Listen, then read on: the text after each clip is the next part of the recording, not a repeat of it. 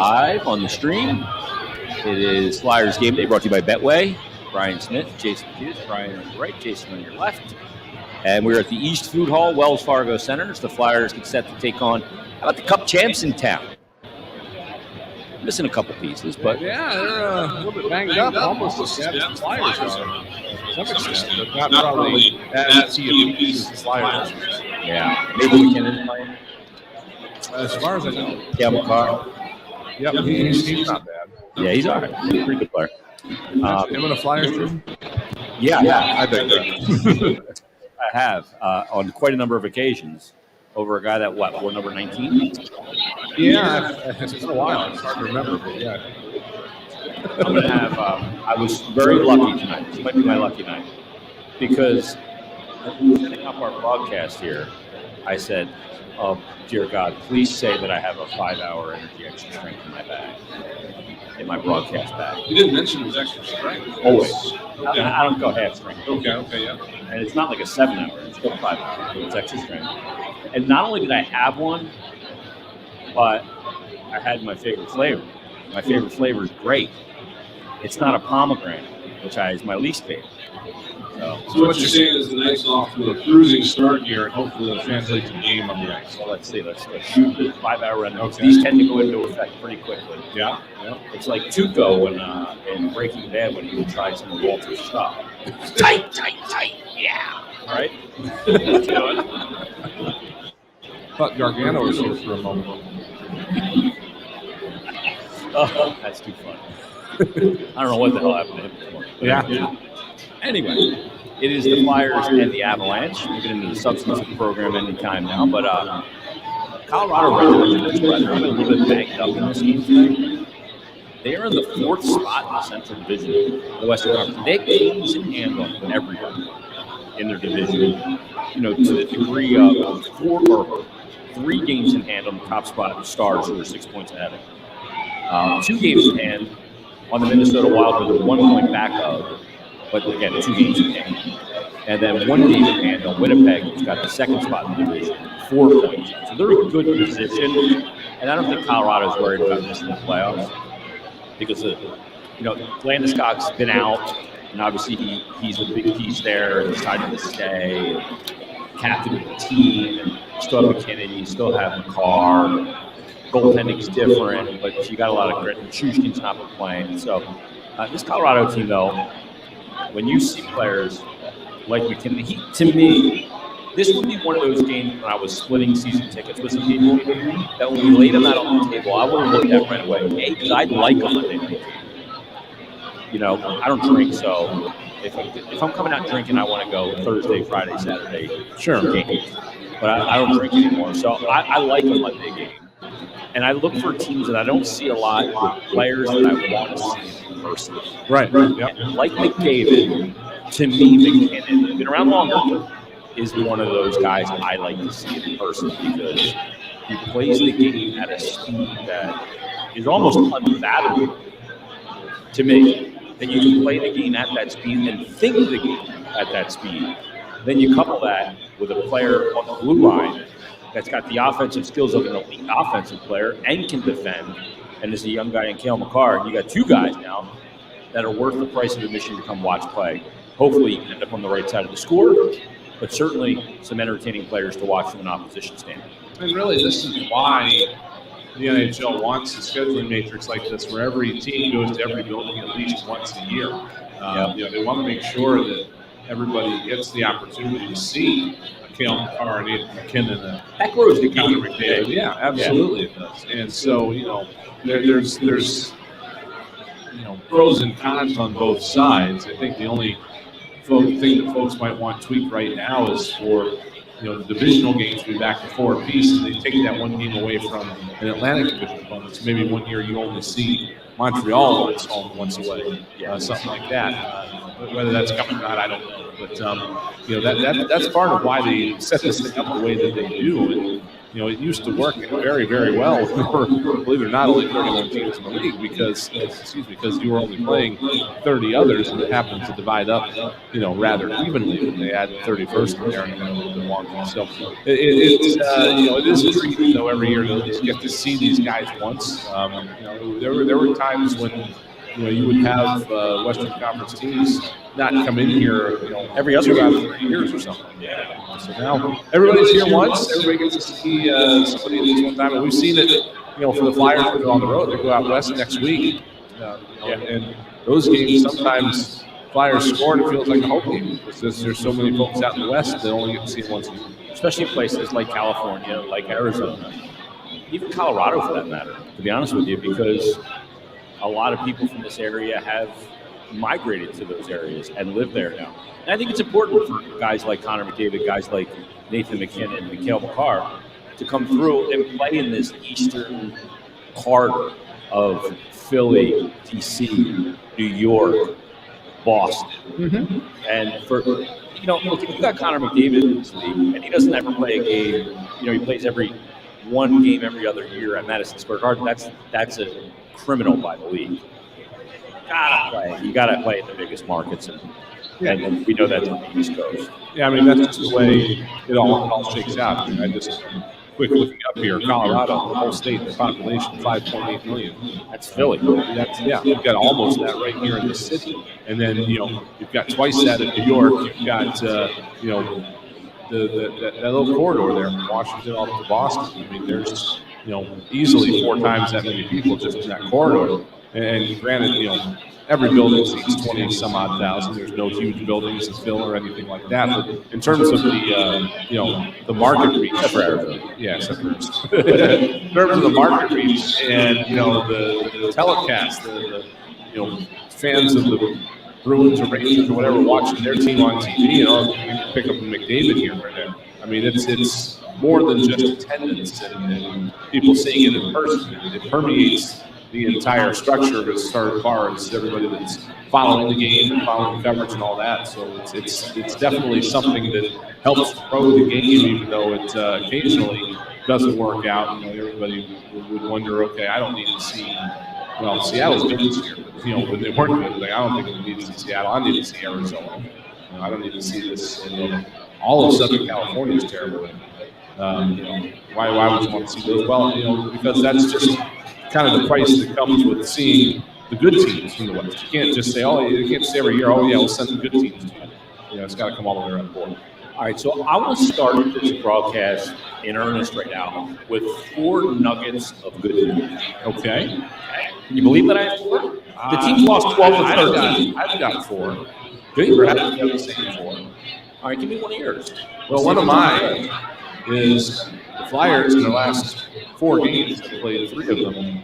Excellent structure, excellent defense. Okay. I looked it up. You and I were talking earlier. I was trying to. I think I've now been.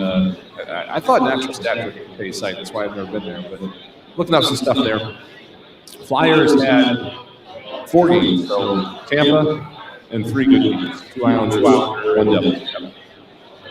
Islanders, Devils. According to the National Stat, the Flyers gave up a total of 17 high danger smart chances in those 3 games. Tampa game, 15 alone. How many were in the second period? Yeah, they were all. I think most of them were in the second. 11. I could be using the wrong term. I could be using just scoring chances there instead of high danger scoring chances. But they had 15 scoring chances in the second period. Yes. I think 11 of them were high danger. Yes, they had 30 in the whole game. So I think my number there is it's like 17 to 11 or something. My point is that those 3 games, Flyers played very well. Unfortunately, some of those chances ended up in the back of the net. So now, for me, this is a chance for them to go up against a depleted yet still good Colorado team and see if they can't duplicate what they did against the Devils. That's a great way to start with good news. And I totally agree with you, although it wasn't on my list, but I do agree with you. That is good news. You want the result to follow? Yeah. Well, let me give you this number. The Flyers in this game are going against a team in the faceoff circle that is lower than them. The 32nd ranked team on draws in the NHL is the Colorado Avalanche at 43.6%. The Flyers are 30th at 44.4. It's not like they're resoundingly dominant by comparison. But the nugget that I have is this. Okay. Bob Clark got onto the skates and did something he hasn't done in a number of years now, and got out on the ice and worked on face-offs with the centerman. Sean Couturier was out there as well, working with the centerman on draws. And we know the effect he had last time on two guys, Claude Giroux and Sean Couturier. They both became top 3, top 5 face-off men in the NHL.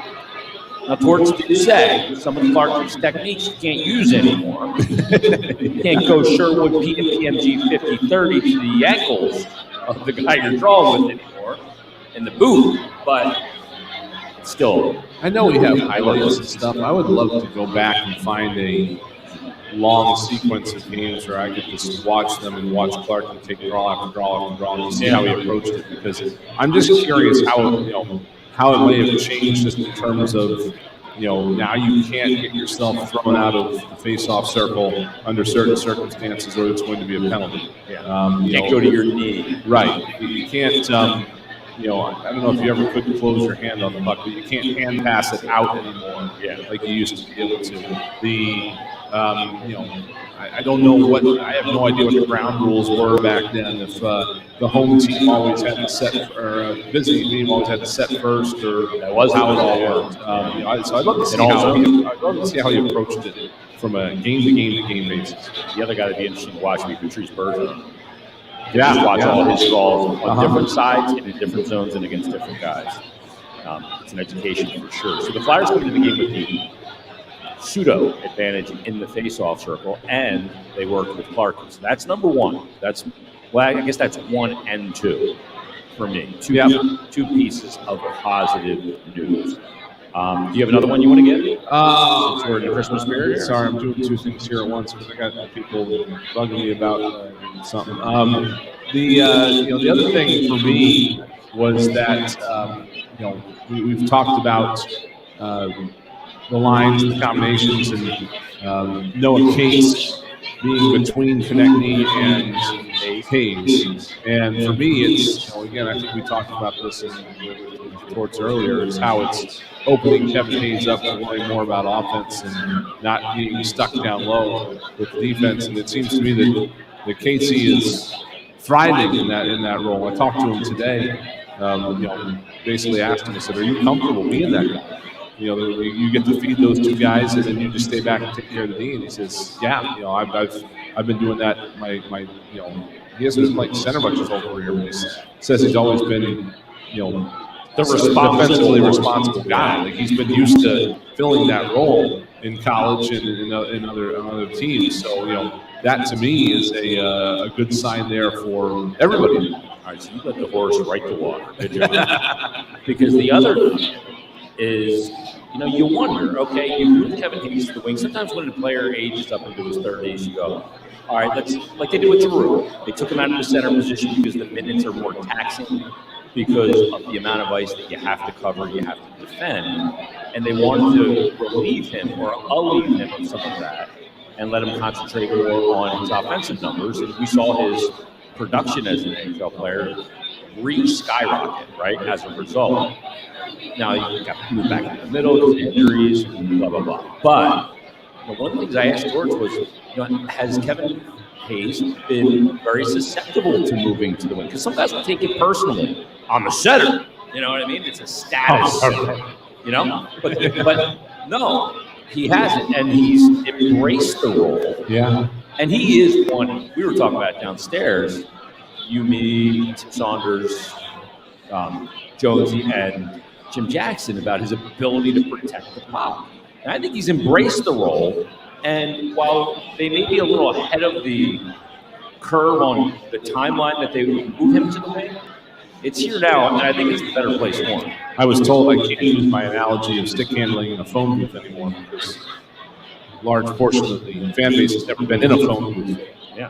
So half the players in the league have never been in a I'm going to have to come up with another small space in which one could stick handle if they were good at that. Maybe I'll use that an intermission interview. The player looks at me, what? What's a phone? Yeah, I mean that's the sign too. I think of a guy that knows his strengths and is more of a team-oriented player that he doesn't necessarily have a problem with that. And also, to me, I would think that there's going to be a vein of players out there whose tendency is to not want to play center just because they have to be more aware on defense. Yeah, and I'm sure like the line A's and the Panarins and stuff in the world probably fit in that bin.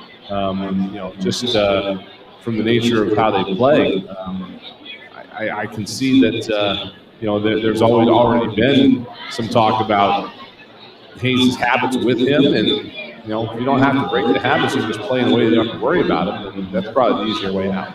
Simple way of thinking, right? It's mitigate the things a player is not good at and accentuate the things that he is good at. Free him from the responsibility of his weaknesses and add more to the equation of his strengths, because that can only help you as a team. Right.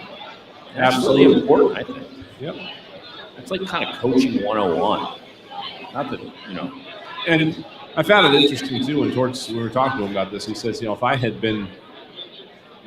decided that I just wanted to keep it center, then we would just be fighting all the time. And that's not good for anyone. That's not good for anyone. Yeah. So if you find a path where that doesn't need to happen, and you can go down that path, especially with everything else this team has to worry about right now. More power to you. Go for it. No doubt. So we spread some positivity. So that's a good thing in the holidays. Yeah. The other thing too that I didn't bring this up earlier, but and I hope to see tonight. Flyers scored a goal in the third period last game. Did so on something that they had worked on the day before in practice, which was sending two guys to the net, basically one on each post, and trying to create traffic that way. And it worked on that goal. Yeah. And then they proceeded with the 5-on-4, or the 6-on-5, to look for those deflections. Those cross the green guys going through, trying to get not stationary deflections, but ones while they're moving. And I thought they successfully did so, they just didn't score them. Yeah. So I'm hoping that they get an opportunity to try to execute both of those again tonight. Get right back after that element tonight. That's a good point. One of the other things, some lineup changes tonight. Yeah. Yegor again. It is. Okay, Yegor Zamora. It will not come back into the lineup tonight. D is going to stay the same. Yep. Same combinations, the whole thing. Tanner Wazinski is coming in. Max Roman is going out tonight. But you look at the situation with this Flyers team. Yeah, they need goals. And when you talk about traffic around the net and screens and tips, they could be getting some help back this week in that regard. Good chance maybe JVR comes back tomorrow. I would say at a minimum Friday in Vegas. And today's Monday. That's right. We haven't gotten to Wednesday yet. This homestand has been so weird. It's busy. It's Monday, Wednesday, Friday. So today James Henry did skate without a non-contact jersey. Yeah, no limitation. The daisy yellow jersey hung on the hanger. And he came out in normal white jersey, looked fine. And yeah, I mean, it's not a matter of necessarily, conditioning. It's when you're talking about your arm or another body part that might have had a broken bone. Handle. Yeah, you got to worry about making sure you don't get run into or tweaking a knee or tweaking an ankle. This is just, as long as he feels good and ready to go, he can go. So, yeah, it could be this week. Yep, and Cam Atkinson knocking on the same door as well. So that's good news. He's going to come out at that time. We'll discuss that when it happens. But yeah, for now, that is not the case. We'll actually we'll wait for our radio audience to join to give the forward line. But the D-lines, D pairings rather, Provorov and Ristolainen, that stays intact with Risto playing on the top pair. Sanheim playing alongside Justin Braun, and Sealer playing alongside the edge. And I get the reason why they probably didn't want to bring Zamula back in tonight. Well, they just want to gapping McKinnon. Yeah, and they want to get some wins. Yeah, they want to get the morale up a little bit. They're going to start. Their stick budget's going to go up if they keep losing because they don't survive the trip back to the locker room. right? Yeah. So I saw something the other night I'd never seen before. One swing of the stick broken in 2 spots. That's hard to do. So it's not against the rule necessarily. They do want to get back in the lineup. I'm sure they will, especially on this upcoming road trip. For now, they want to get a win. They also had some practice time, too. Yeah. So it was practice. Yep. And this is a tough team, regardless of who may or may not be in the lineup. All right, I think we're getting ready to join our radio audience. Can I get more station in my ears? Oh, Well, we got 1 minute. What do you expect us to do for a minute? We're going to tell some jokes. It's not the spinning of the nickels on my forehead. Yeah, I just, again, I liked the way D'Angelo looked the other night. And I don't know if it was just because maybe he just got his game back or if it was a good spot for him at this point playing on that pair with Sealer. But, I thought He was active. I thought he looked solid. Yeah. You don't have to worry too much about it when you're not going up against the other team's top 2 forwards. Right? Yeah. Carter Hart will get the start and goal tonight for the Flyers. Coming off maybe a third period that he didn't like. The turnover that happens behind the net, a little miscommunication between he and Nick Steeler on that one. Then he gets beat short side. Didn't have a great seal on the post on the Hughes goal, which turns out to be the difference in the game. Well, let me ask you about that goal, too. First shot goes off his mask, right? Mm-hmm. What's that do to you at that point? Does that give you a second where you got to kind of figure out what's going on in the world? Depends how it hits you, man. If it hits you straight on, you have to collect your brain. If it glances, it's fine. But then again, depends who's shooting it. All right, let's join our radio. Welcome inside the Wells Fargo Center for Philadelphia Flyers hockey. It is the Flyers and the reigning Stanley Cup champion Colorado Avalanche here tonight as the Flyers look to get a win and stem the tide. They've lost now 12 of 13. The only win over the last, since early November, has been the win a week ago against the New York Islanders, 3-1 win. And tonight, despite the fact that they get a depleted Colorado Avalanche team, it's still an incredibly dangerous Colorado Avalanche team. Let's get right to the starting lines for this game. And there's also some changes here for the Flyers in this one as well. Top line, still going to see Noah Cates centering Kevin Hayes and Travis Konechny. That has not changed. John Tortorella did like what he saw from that line. Frost centering Farabee and Tippett. So we saw Frost, Farabee, and Lawton together. But now it's Frost, Farabee, and Tippett goes into that line. And Tippett is another guy they want to get going again, Brian, to help provide some offense for this team. Over the last 13 games, only averaging 2 goals a night. Yeah, he's had a little bit of momentum fall off, if you will. Kind of plateaued a little bit. He's found himself in situations more often than he should, where he's maybe a little flat-footed, maybe not moving as much, maybe watching the play a little bit more than he should be. So Flyers are just trying to get him going again, get him moving north-south. And we've seen, some play out of him this year where he's been very dangerous. He's been making some things happen from time to time. He's been jumping in and not just being the guy that shoots the wall, but, a guy that's more dangerous from other places. And, again, for whatever reason, who knows what if it's something that goes through your head or if it's just a cyclical thing, but that seems to have evened out right now. So they're just trying to get that going. Yeah, and one of the things that Konechny, I remember last year, sat down with Danny Briere and looked at some tape and realized he was being too much of a perimeter player. And as a winger, you can do that sometimes. You get caught being a perimeter player, and you got to work your way to the middle to get better scoring chances. Konechny came back this year, and it's really made a big difference in his effectiveness and shooting percentage. And something Tippett would be advised to do as well, playing on that right side. Third line, Lucas Sedlak centering Scott Lawton, and Zach McEwen will move up from the fourth line to that third line. And then Tanner Lazinski, who slots in tonight, plays the middle position. Patrick Brown will also handle some face-off duties there, I'm sure, as well. And Nick Delarier on that fourth line. So a little bit of change in the bottom six with McEwen moving up. And obviously, you bring Lazinski in and Willman comes out. But you have a little bit more, and you're against the team that you actually have an advantage in the face-off. Right. You have more sentiment. Yep. And again, we touched on it before we came on the air here that the Flyers actually are taking on a team right now that has not been as good in face-offs as they have been, which is, I believe, hard to do.